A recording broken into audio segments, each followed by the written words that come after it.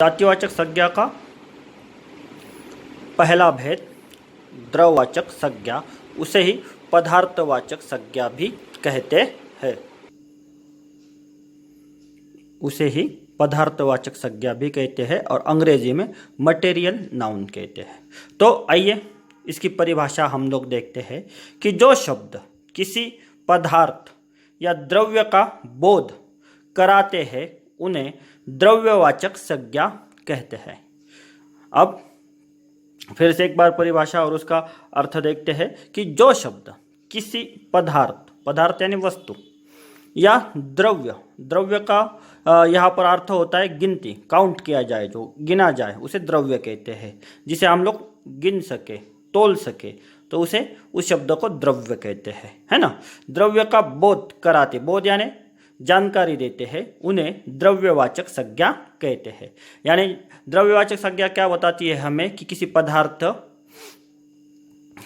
या द्रव्य के बारे में जानकारी देती है। द्रव्य का अर्थ होता है तोलना, गिनना, काउंट करना।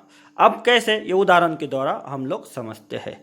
अब दूध है तो हम दूध लाने जाते हैं तो 1 लीटर 2 लीटर हम लोग दूध गिनते हैं कि 1 लीटर दूध दो, 2 लीटर दूध दो। तो इस तरह से ये द्रव्यवाचक संज्ञा का उदाहरण है। पानी 1 लीटर पानी 2 लीटर। सोना ग्राम में हम लोग या तोले में इसको गिनते हैं।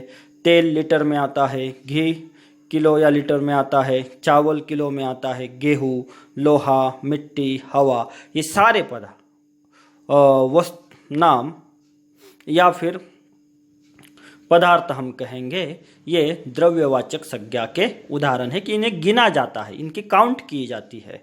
मिट्टी को भी गिना जाता है, हवा फैदम में गिनी जाती है। तो ये सब द्रव्यवाचक संज्ञा के उदाहरण है कि द्रव्यवाचक संज्ञा में हमें शब्द के या पदार्थ का गिनती हम लोग कह सकते हैं कि उन्हें कैसे याद किया जाए। जो शब्द किसी पदार्थ या द्रव्य यानी जिसकी गिनती हो, उसका बोध कराते हैं, उन्हें द्रव्यवाचक संज्ञा कहते हैं। जैसे दूध, तेल, गेहूँ, पानी, घी, चावल, आटा, बहुत सारे उदाहरण है द्रव्यवाचक संज्ञा थे। तो उम्मीद है कि यहाँ पर आपको द्रव्यवाचक संज्ञा क्या है इसके बारे में संपूर्ण जानकारी मैंने दी है और आपको ये समझ में भी आई होगी। तो अब हम चलते हैं अगला प्रकार जो है संज्ञा का, समूहवाचक संज्ञा, उसकी ओर।